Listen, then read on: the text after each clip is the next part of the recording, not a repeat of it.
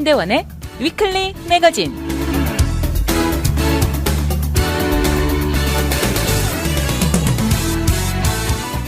안녕하세요. 위클리 매거진의 문대원입니다. 여름을 맞아 한국 갈 준비에 분주한 한 가정이 있습니다. 팬데믹으로 거의 3년 만에 한국을 가게 되는 것이라고 하는데 이번엔 좀 더 분주합니다. 가기 전 거쳐야 하는 PCR 테스트에 도착해서 한 번 더, 돌아오기 직전에 한 번 등 총 3번을 해야 한다고 벌써부터 마음이 갑갑하다고 말합니다.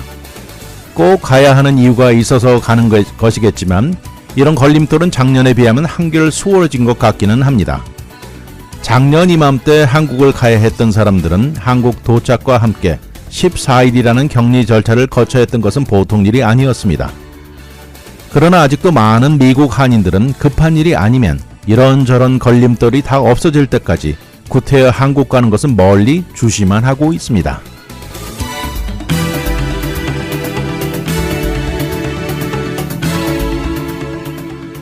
오늘의 토픽은 인력 동원 숫자, Great Replacement Theory, 파일럿 부족 현상, 항생제 저항 박테리아, 그리고 International Stars입니다.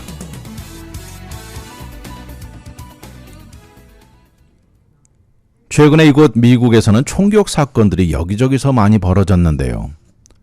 다른 것도 아니고 총격 사건이 불러일으키는 인력 동원은 정말 끔찍합니다. 단 한 명의 생명을 구하기 위해서 총 100여 명이 이상 매달리는 결과를 가져온다는 얘기입니다. 필라델피아시 응급실에 종사하는 가브리엘라 데 호야 씨가 있는데요. 총상을 입은 사람을 응급실 트라우마 베이로 급히 옮기고 있습니다. 가브리엘라 씨는 환자에게 움직이는 도중에 모든 것이 괜찮아질 것이라고 안심을 시키면서 옮깁니다. 지난 2016년부터 21년까지 펜 프레스비테리안 메디컬 센터에서 몸을 담았던 그녀는 단 한 명의 총격 입은 생명을 구하고 정상으로 회복되는 데까지 필요한 100명 중 1명이라고 말합니다. 이것은 바로 총격 사건 뒤에 숨어있는 경제적인 또 정신적인 값어치를 말하는 것인데요. 총격 한 발로 길고도 험난한 생명을 구하고 회복하는 데까지 걸리는 이것에 참여하는 모든 사람들을 합친 것입니다. 경찰부터 시작해서 시큐리티 가드, 트라우마 간호사, 응급실 의사, 외과 의사, 물리치료사, 소셜 워커, 약사, 응급구조원 등등 숫자는 엄청납니다. 그런데 이런 일이 최근 들어 더 빈번하게 일어나고 있습니다. 특히 팬데믹이 시작되고 2020년 총격 사망자 숫자는 4만 5천 명을 넘었는데요. 이것은 전년에 비해서 25%가 증가한 것이고 2015년에 비하면 43%나 증가한 것입니다. 그리고 필라델피아 시는 미국 중에서 최악의 도시 중에 한 곳인데요. 2021년 562명의 살인사건이 일어났고 이전 최고 기록보다 62명이 증가한 숫자입니다. 펜 프레스비테리안 병원에서 일하는 12명과 가진 인터뷰에서 이들은 다 똑같이 말을 합니다. 총격 사건은 매일 당면하고 있는 문제라고 하면서 이런 것은 정신적으로 너무 지치게 만든다고 말합니다. 지난 2018년 플로리다주와 텍사스주 학교 총기 난사 이후에 의료계는 총기 단속 강화를 부르짖었습니다. 그러자 내셔널 라이플 어소시에이션에서는 닥터들은 그들이 하는 일이나 전념하라고 말을 한 것입니다. 그러자 의료계는 총기 사고는 그들의 일에 전념하는 것이라고 반박했습니다. 총알 한 발 발사로 제일 먼저 문제를 접하는 사람들이 우리들이고 회복까지 전담하는 것이 우리 일이라고 말을 하면서 총알 하나가 만들어내는 여파는 상상도 못할 것이라고 비난했습니다. 그런데 실제로 요새 필라델피아에서는요, 총격을 입은 환자들이 경찰들이 병원에 직접 싣고 데려오는 경우가 많다고 하는데요. 이것은 시정부의 스쿱 앤 런이라는 이런 시정책이 시작되면서 당장 들어서 옮기라는 그런 내용이죠. 이런 정책으로 시간 낭비를 크게 줄여준다고 합니다. 패러메딕을 기다리는 시간 낭비를 없애주는 것이죠.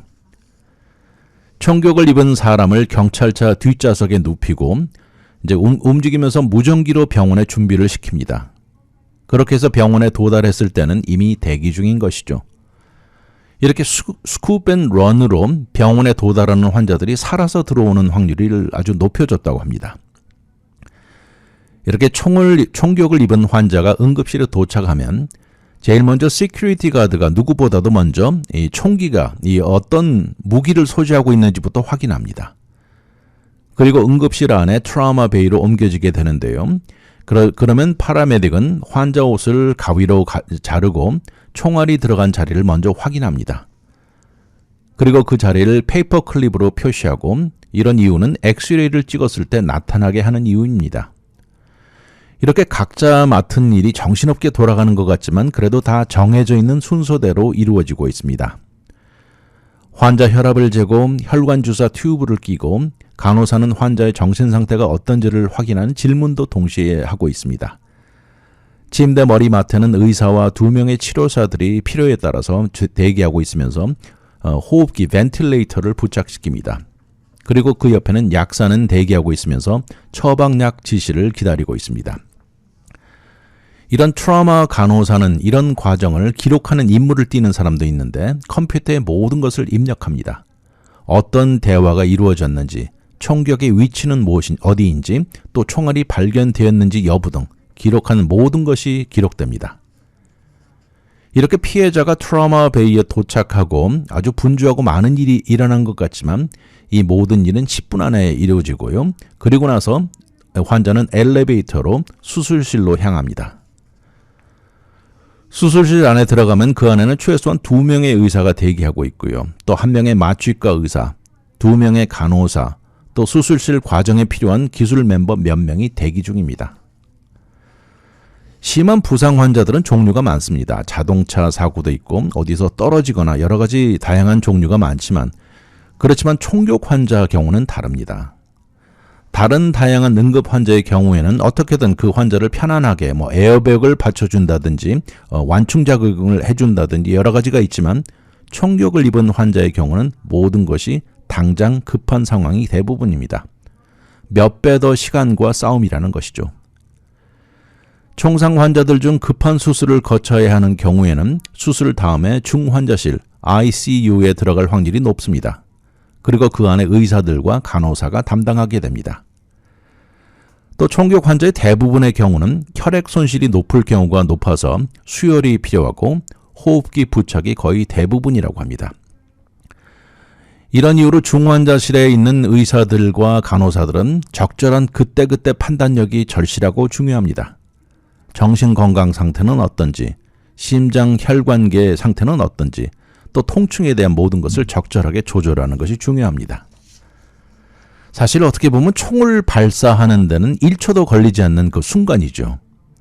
이렇게 순간에 결정해 내린 그 행위로 인해서 반대쪽에서는 이 순간이 이 한 생명을 구하는 과정에 여러 달이 걸리는 기간이 될 수도 있고 또 이어지는 수많은 사람들의 노력과 인력이 동원되는 거대한 움직임을 가져오는 결과를 초래합니다. 의사로서 이 모든 과정을 어떻게 소화하고 피해자 가족에게 사망했다는 말을 어떻게 할지 늘 고민합니다. 가장 어려운 대화가 사망자 가족에게 알리는 것이라고 하는데 그리고 얼마나 이런 일이 자주 이런 말을 했는지 너무나 슬프다고 의사는 말하고 있습니다. 이런 과정을 매일 겪는 사람들도 이럴 때는 아무것도 할 수 없다는 느낌에 괴로워 정신적으로 피로를 느끼게 됩니다. 심지어 환자가 마침내 회복해서 퇴원을 하고 나간 후에도 이들은 총격이 가한 여파를 정신적, 감정적으로 피해를 겪게 됩니다. 그리고 이것은 상당 기간 동안 지속된다는 것입니다. 물론 의사, 간호사들은 환자의 메디컬 문제에 집중해 치료를 하지만 또 병원 담당 코오디네이터나 물리치료사 이런 사람들은 회복 기간을 거치는 동안 환자와 또 그의 가족들에 대해서도 더 잘 알게 됩니다. 어머니는 어떻고 할머니는 어떻고 이 연관된 수많은 가족 멤버들을 알게 되면서 그들이 겪는 슬픔을 같이 느낄 수도 있게 됩니다. 한 정형외과 의사는 너무나 많은 총격 환자 수술을 담당해 왔다고 하면서 이제는 물어보지도 않습니다. 들어오는 총격 환자 모두 고치고 살리겠다는 마음으로 임합니다. 그리고 회복되어 나가는 환자를 보면서 또다시 일을 하게 되는데 그런데 요새 응급실에 실려오는 총격 환자들 나이가 점점 더 어려지면서 마음이 아프다고 말합니다. 지난주는 미국 전역의 총격 사건으로 물들었습니다. 그 중에서도 버팔로에서 있었던 10명의 흑인 사망은 정말 징후가 느껴지는 참사였는데요.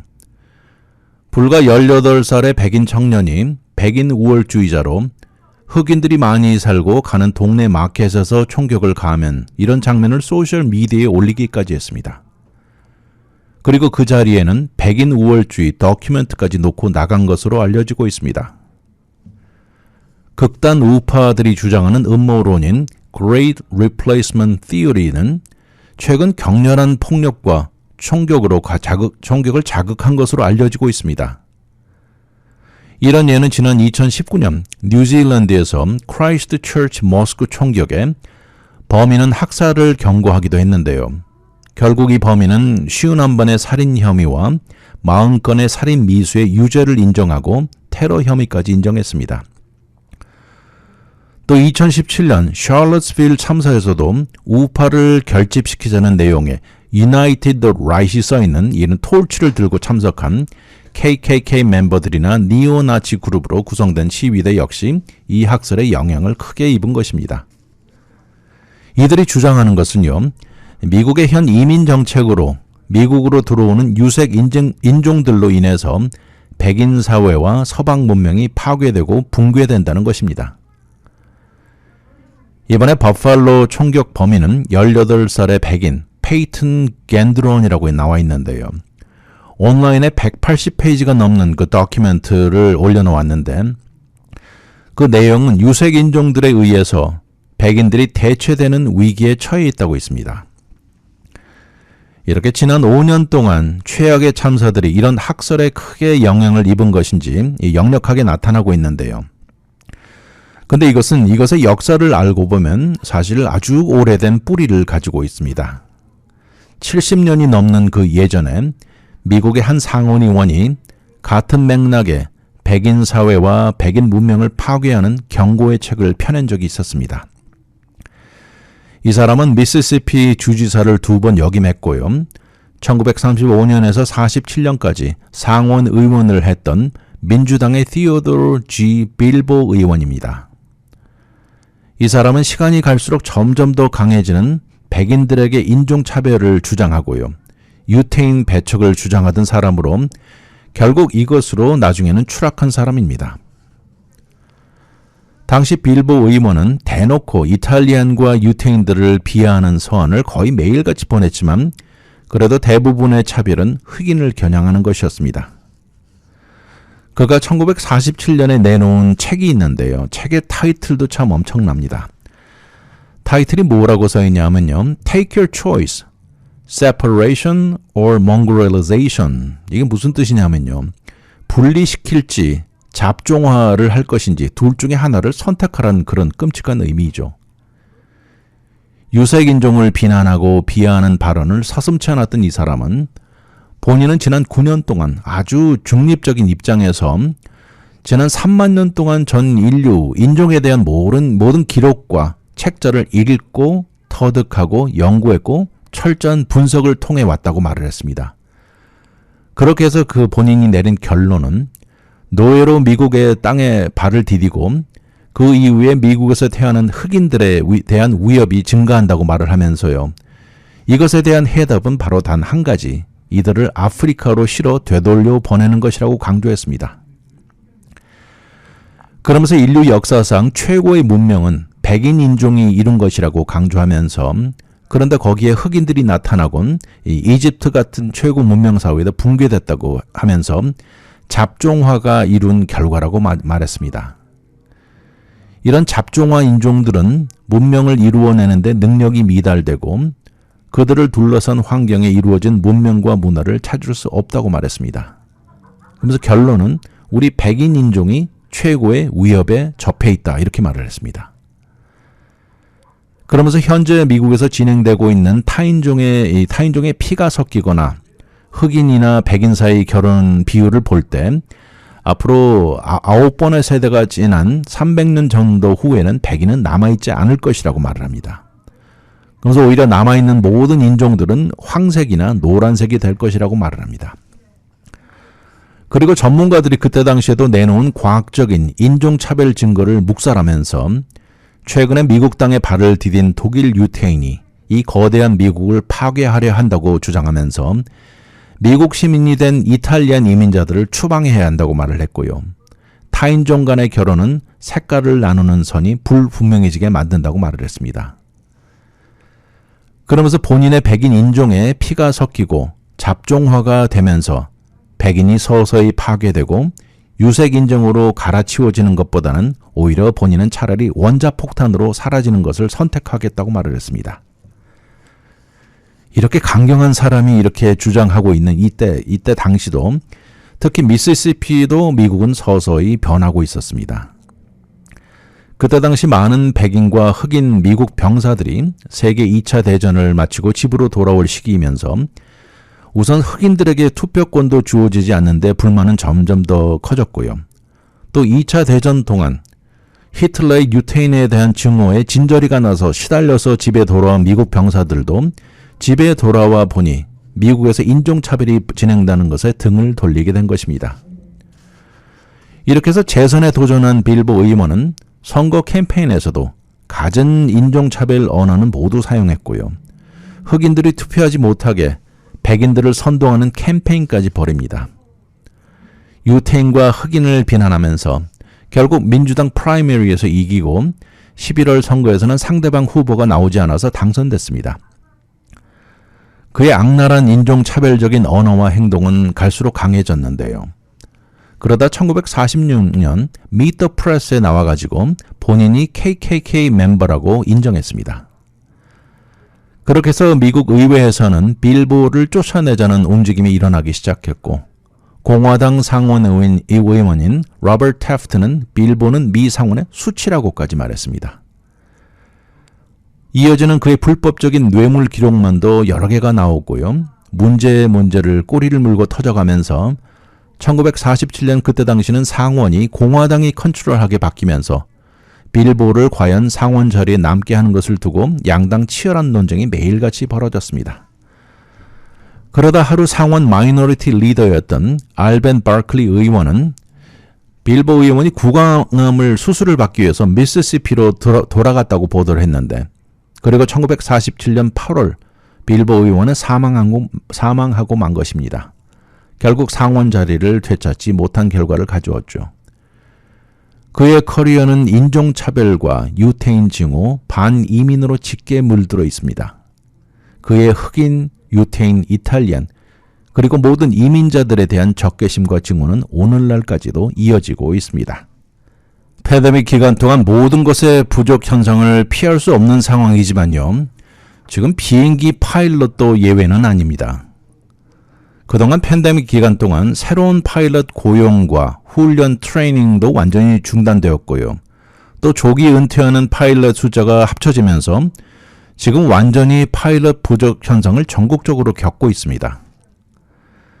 작년에 정말 힘들 때 그때 당시 팬데믹으로 극한 상황에 항공사들도 조기 은퇴를 권장하면서 경비 절감에 들어갔던 것입니다. 그러면서 현재 미국 항공 역사상 최악의 파일럿 부족을 겪고 있는데 항공사는 그로 인해서 결국 노선들을 크게 감소시키고 있습니다. 그런데 반대로 지난 2년 동안 여행을 하지 못했던 미국인들이 요새는 대거로 몰려들면서 줄어든 노선으로 많은 문제가 일어나고 있고요. 해답을 찾고 있는 실정입니다. 이런 상황에 항공계의 많은 전문가들은 미국에서 항공 파일럿 라이선스를 따는데 필요로 요구되는 시간을 줄이자는 제안도 나왔고요. 그리고 항공계는 트레이닝에 걸리는 이 과정의 걸림돌을 다소 완화하자는 의견도 나오고 있습니다. 이러면서 올해 초 델타 에어라인즈는 다른 대표 항공사들에 이어서 요구 조건 중에 하나였던 4년제 학위를 없애기로 결정했습니다. 그런가 하면 프론티어 항공사를 포함해 일부 미국 항공사들은 호주에서 파일럿을 포섭하고 있고요. 아메리칸 에어라인즈는 가까운 노선 승객들에게는 비행기 대신 버스 티켓을 팔고 있습니다. 그런데 항공계 전문가들이 내다보는 견해로서는 파일럿 부족 현상 해결되는데 수년은 걸릴 것이라고 내다봅니다. 이렇게 파일럿 부족 현상의 진짜 문제는 진짜 큰 문제입니다. 앞으로 최소한 5년 동안 모든 항공사들이 최고 노선 캐패시티를 제대로 파악하기도 힘들 것이라고 말하고요. 현재 유나이티드 에어라인즈는 파일럿 부족으로 최소한 150개 비행기가 묶여있는 현실이라고 말했습니다. 이렇게 지난 2년 넘게 코비드 팬데믹은 파일럿을 고용하고 트레이닝시키고 라이선스 취득을 하는 것을 완전히 중단시켰습니다. 거기다 항공사들은 수천 명의 베테랑 파일럿들에게 은퇴 패키지를 주면서 조기 은퇴를 권했습니다. 그때 당시 여행객은 완전히 끊긴 상태에서 경비 절감에 모든 것을 걸었던 것이죠. 2020년 그때 당시 조기 은퇴 패키지를 받아들었던 한 비행기 기장은 그때 당시 내 커리어의 절정에 있었다고 생각을 하고 있었는데 이런 패키지를 권했었다고 하면서 은퇴를 권했다는 것입니다.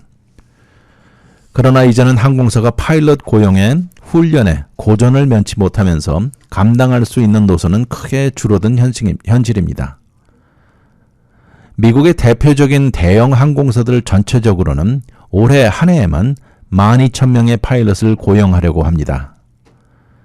이것은 이전 1년 숫자보다 2배 이상인데요. 이런 부족 현상은 대표적인 항공사의 승객을 나르는 소도시를 커버하는 지역적 리저널 항공사의 경우 더 심각합니다. 이런 지역 항공사들의 경우에는 파일럿의 고용이나 유지는 한결 더 어려운데요. 이런 것은 인컴도 더 낮은데 현재 메이저 항공사들은 이런 지역 파일럿들까지 강력하게 끌어오려고 포섭하고 있습니다. 아메리칸 에어라인 항공사에 연결돼서 운영되는 피닉스의 메이사 에어 그룹은 지난 4분기에만 4,300만 달러 손실을 기록했습니다. CEO는 이 정도 손실은 상상도 못했다고 말을 하면서 우리 비행기가 나르지 않으면 손실이라고 말을 합니다. 그래서 그들도 현재 200여 명 이상 파일럿이 필요하다고 말합니다. 이런 리저널 에어라인 중에 대표적인 이름들이 있죠. 프론티어와 스카이웨스트에서는 호주의 파일럿을 리크루트하는 중인데 현재 특별한 비자를 이용해서 현 부족 현상을 만회하려고 노력하고 있습니다. 그렇지만 역시 숫자는 절대적으로 부족합니다.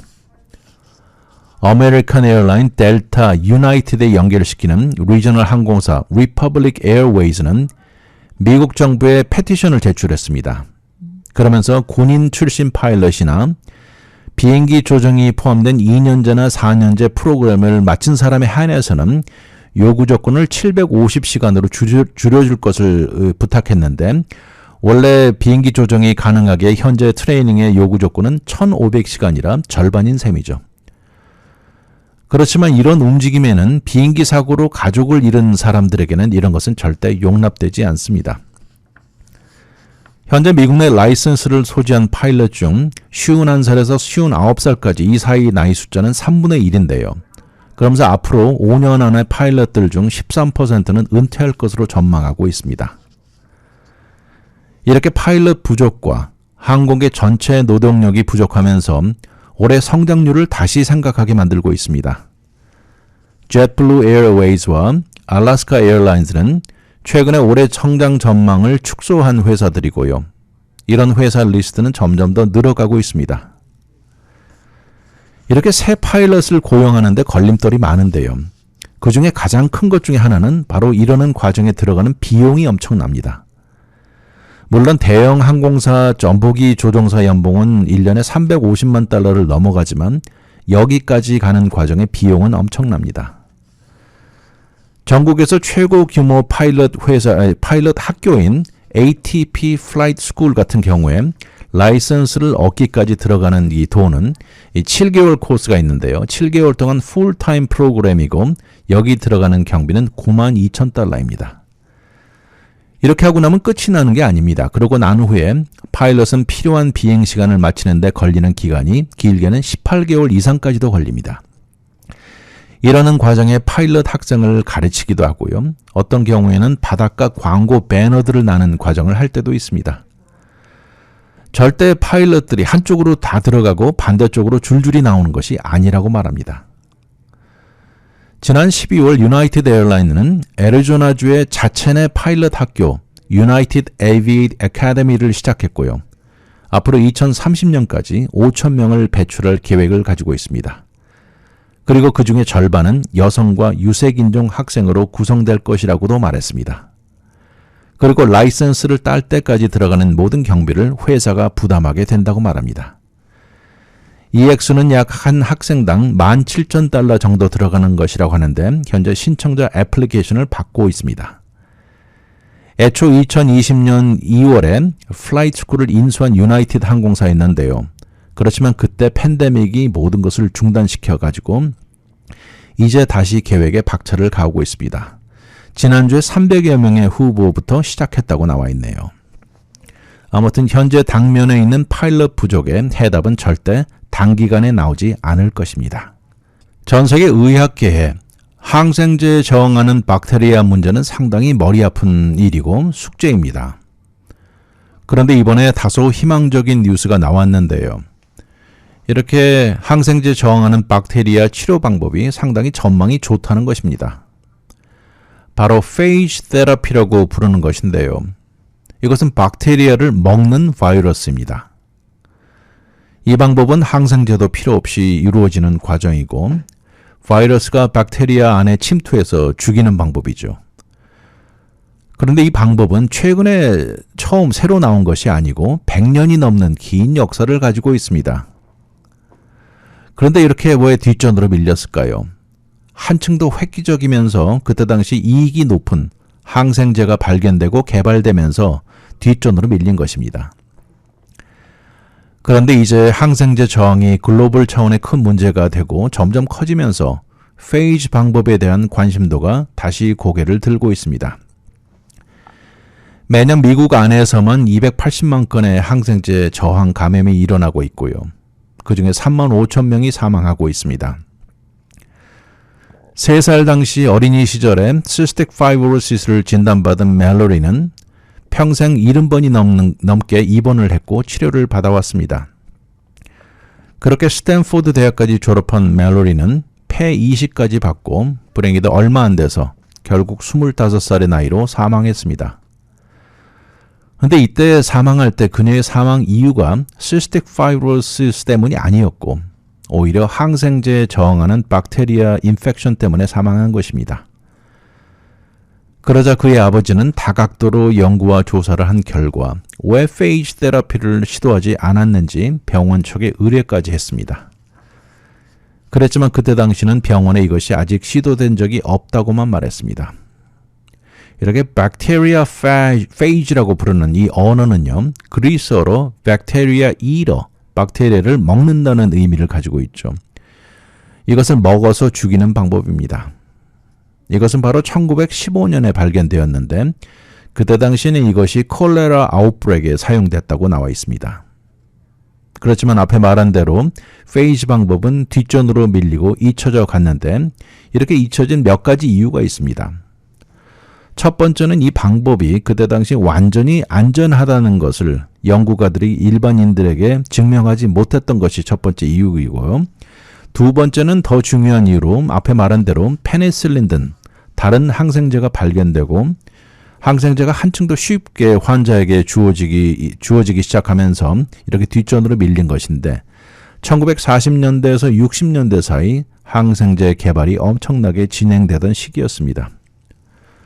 결국 페이지 테라피의 관심도는 떨어졌고요. 그리고 또 떨어지면서 전 소련 시절 조지아에 있는 엘리아바 인스티튜트에만 국한되어 있었던 것입니다.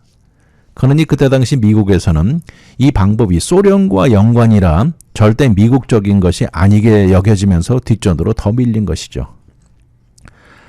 항생제에 저항하는 마이코백테리엄 압세서스가 있는데요. 이 박테리아는 아주 치료가 어려운 튜버클로시스를 일으키면서 결과적으로 이 폐렴은 강력한 항생제를 사용하기는 하지만 상당히 치사율이 높습니다.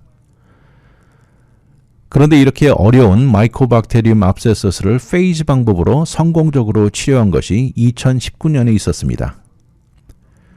그때 당시 17살이었던 이사벨 카넬 홀더웨이는 시스틱 파이브로시스를 가지고 있었습니다. 그리고 폐 이식을 받은 이후에 감염이 생기고 그때 당시 유전자를 조절한 방식의 페이즈 기술이 사용되었습니다. 또 현재 26살이 된 제렛 존슨 역시 시스틱 파이브로시스의 만성 폐렴을 지니고 살아갑니다. 항생제에 저항하는 감염 박테리아를 2가지나 가지고 있었는데요. 앞에 말한 말라리아 비슷한 상황에 폐 이식을 받아야 하는 상황임에도 이 병원 이식센터에서는 이렇게 여러 개 항생제 저항 감염이 있는 경우에는 리젝트를 하곤 합니다. 결국 항생제 치료를 500일이나 넘게 받았지만 별 차도가 없었는데 페이스 테라피를 받았더니 2달 만에 치료가 먹히는 것이 나타나기 시작했습니다. 그리고 1년이 지나고 감염은 완전히 사라졌습니다. 그렇게 해서 폐 이식을 받을 수 있게 되었고 회복 기간 내내 페이스 테라피를 받아왔습니다. 이제는 모든 치료는 필요 없게 되었고요. 완전히 정상 생활로 돌아가는 것이 가능해졌습니다. 이 케이스는 폐 이식이 필요했던 경우에 마이코백테리움 감염 자체도 나쁜 것이지만 이식을 막고 있는 상황이었던 것이죠. 치료에 이어서 1년 이상 지나고 나온 후에 가래 검사를 해봤더니 음성으로 나왔습니다. 이것은 무슨 의미냐면 박테리아가 자라지 않는다는 의미였죠. 결국 그렇게 해서 이식을 가능하게 해준 케이스였습니다. 또 면역력이 저하된 환자들에게서 마이코백테리움 감염이 많은데요. 이 감염으로 피부염이 지속되던 케이스에도 사용되었다고 하는데요. 사실 이 환자는 이전에도 수많은 치료 방법을 시도했는데 모두 실패했습니다. 결국 그동안 받고 있던 치료 방법에다가 페이즈 테라피를 곁들이면서 성공적으로 치료가 가능했던 것입니다. 또 한 가지 페이즈 치료 방법의 문제점도 있습니다. 어떤 환자의 경우에는 페이즈 테라피에 이 환자 면역 시스템이 반응을 일으키는 적도 있었는데 이러면서 이 방법의 효력을 줄일 수도 있다는 것이죠. 이런저런 이유로 이런 방법이 더 광범위하게 연구되고 개발되어야 한다고 말을 하고 있습니다. 이 방법을 추천하는 측에서는 절대 그렇다고 이것이 현재 모든 치료 방법을 뒤집는 것은 아니라고 강조하고요. 특히 그 중에서도 항생제를 대체하는 것은 아니라고 말합니다. 이것은 값진 또 다른 추가의 치료 방법이라고 말을 하는 것이죠. 물론 페이즈 테라피를 사용해서 실패한 경우도 상당수 된다고 말합니다. 이런 실패 환자들 역시 이 방법에 대해 더 알아가는 데 큰 도움을 줄 것이라고 말합니다. 이 방법이 성공했을 때는 그래도 환자는 물론이고 의사들도 안도의 숨을 내쉰다고 말합니다. 장기간 동안 강력한 항생제를 사용해 온 데서 해방되는 느낌이었다고 말합니다. 앞으로 수많은 연구가 이루어져야 할 것입니다. 그러나 페이즈 방법이 큰 도움을 줄 것은 명확해 보인다고 말을 하면서 그렇지만 이것이 앞에 말한 대로 절대 모든 것을 한순간 풀어주는 매직 불렛은 아니라고 말을 하면서 항생제를 대체하는 것은 절대 아니라고 또 한 번 강조합니다. 아무튼 앞으로 어떻게 전개될지 모르지만 조금이라도 궁금하시면 주치의와 상의하는 것이 가장 현명하다는 생각입니다. 이번에 미국 프로농구 리그죠. NBA 정규 시즌 최우수 선수 MVP에 바로 덴버 너겟츠의 센터 니콜라 요키치가 받았습니다. 이것은 작년에 이어서 똑같은 선수가 2년 연속 영광을 안게 되었는데요. 7피트 장신에 드리블도 잘하고 코트에서 비전이 너무 좋고 농구 IQ가 최고입니다. 이런 것이 거구인 선수라 더 놀라운데요. 불튀기는 미국 흑인 선수들처럼 스피드가 빠르지는 않지만 그런데도 경기에 아주 딱 적합한 타이밍에 볼을 돌리고 필요에 따라서는 외곽샷도 잘 넣으면서 나무랄 데가 전혀 없습니다. 정규 시즌이 끝나고 얼마 전에 팀이 플레이오프에서 탈락한 이후 모국으로 돌아갔습니다. 모국이 바로 세르비아인데요. 세르비아에 돌아간 요키치는 말 마국간에서 MVP 소식을 접하게 되었습니다. 휘황찬란한 불빛 아래 농구장 분위기와 달리 멀리도 떨어진 세르비아 마국간에서 소식을 접했는데 이 선수가 알고 보면 상당히 소박합니다. 올 시즌도 정말 그의 플레이는 최고였습니다. 2년 연속 최우수 선수상 MVP를 받으면서 NBA 역사상 15번째로 한 번 이상 수상한 선수로 기록되었습니다. 요키치는 어린 시절 세르비아에서 자랄 때 그가 농구 선수가 될 줄은 몰랐다고 말합니다. 매일 마구간에서 일하기에 바쁘고 정신이 없었다고 하면서 말 먹이통을 청소하고 말 닦기 바쁘고 하루하루 살아가기 힘들었지 농구를 하게 될 줄 몰랐다고 정말 자기 말을 믿어달라고 웃습니다. 이번 2022년 시즌 눈부신 활약을 한 요키치는 27살 나이에 2년 연속 수상하면서 그 전 2년 전 2018년과 2019년 연속 수상한 밀워키 벅스의 간판 스타죠. 야네스 안테토쿤보에 이어서 연속 수상자로 연달아 나온 것입니다. 그런데 여기서 더 중요한 것은요. 전 세계 최고 농구 리그에서 연달아 외국 슈퍼스타들이 MVP를 차지해가는 기록을 세웠는데 그런데 이런 트렌드는 앞으로 더 나올 것으로 전망되고 있습니다. 야네스 안테토쿤보가 최우수 선수상을 받기 이전에 그 이전에 외국 선수가 수상한 것은 12년 전으로 거슬러 올라가서 2006년, 2007년 시즌에 그때 달라스 매브릭스의 간판 스타였던 독일의 덜크 노비츠키가 마지막이었습니다. 이렇게 노비츠키나 안테토쿤보나 이번에 요키치 외에 미국 선수가 아닌 멤버로 MVP를 받은 선수는 그 이전에 나이지리아 출신의 아킴 알라주원이 있었고요. 캐나다의 스티브 내쉬, 또 버진 아일랜드 출신의 팀 덩컨입니다. 팀 덩컨은 미국 시민권자인 이유로 국제대회에서 미국 선수로 뛰었는데 그렇지만 NBA에서는 외국 선수로 생각하고 있습니다. 올해 MVP 트로피를 놓고서 모두 외국 선수들 경쟁이었습니다. 이번에 요키치가 수상했지만 탑3에 남은 선수들은 안테토쿤보와 필라델피아 76ers 센터 조엘 엠비드였는데 이 선수는 아프리카 카메룬 출신입니다. 물론 NBA는 화려한 미국 선수들로 꽉 차 이루어진 리그에 이제는 서비안, 그릭, 카메루니안이 최고 자리를 놓고 경쟁한 것이야말로 NBA 역사상 보기 드문 일이었습니다. NBA 역사상 이렇게 많은 숫자의 인터내셔널 스타들이 있었던 적이 없었습니다. 올 시즌 올스타 경기에 7명의 외국 선수가 있었는데 이것이 30년 전에는 단 2명이었습니다. NBA 리그가 처음 시작했던 1947년 시즌으로 거슬러 올라가면 전체 리그 안의 외국 선수는 그때 단 5명이었습니다. 그런데 이것에 비교해서 올 시즌 시작 당시 외국 선수는 39개 국가 출신의 109명이었습니다. 이것은 바로 전 NBA 커미셔너였던 데이비드 스턴이 이렇게 앞을 내다보면서 글로벌 확장의 포텐셜을 본 것이었습니다. 현 76ers의 코치인 닥 리버스는 이것은 데이비드 스턴의 꿈이었다고 말을 했습니다. 이제는 절대 미국만이 아니고 전 세계 게임으로 만든 것이라고 말합니다. 그로 인해서 1990년대 미국으로 건너온 유럽 출신의 선수들이 많습니다. 그 중에서도 드라전 페트로비치와 아리다 사보나스는 NBA에 성공적인 데뷔를 해냈습니다. 이들이야말로 미국을 건너오는 장벽을 무너뜨린 선수들이죠. 그리고 이어서 많은 외국 선수들이 줄지어 미국으로 옮겨왔습니다. 그리고 이들에게 미국 NBA의 진출을 꿈꾸게 만든 것이죠.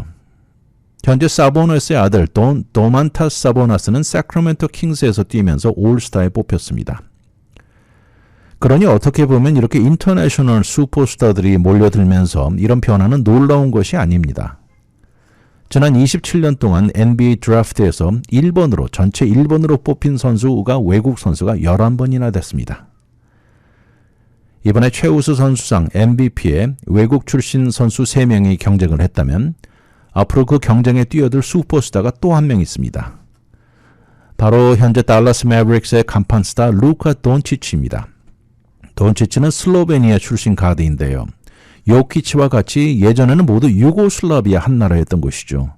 예전부터 유고슬라비아가 농구를 잘했던 기억이 납니다. 그러나 이제는 세르비아, 슬로베니아, 크로에시아 모두 나누어졌죠.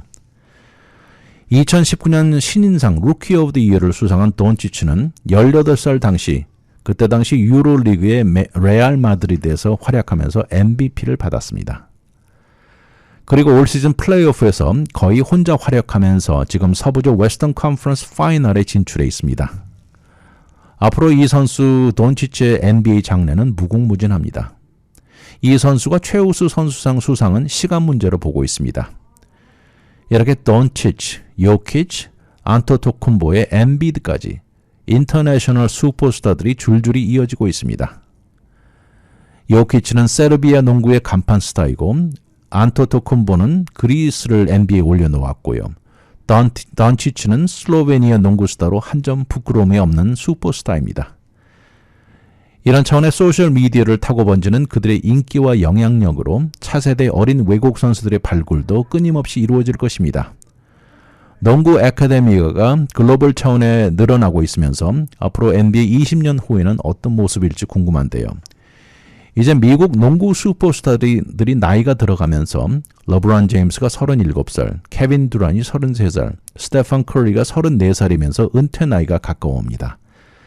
그러니 앞으로 이들이 들어갈 공간은 더 넓어질 것인데 과연 앞으로 리그를 대표하는 얼굴은 누가 될까요? 미국 내 슈퍼스타에 오르고 있는 선수들 물론 많죠. 트레이 영, 자 모란트, 제이슨 테이럼, 자이언 윌리엄스 등 미국 내 슈퍼스타들도 절대 뒤지지 않을 것입니다.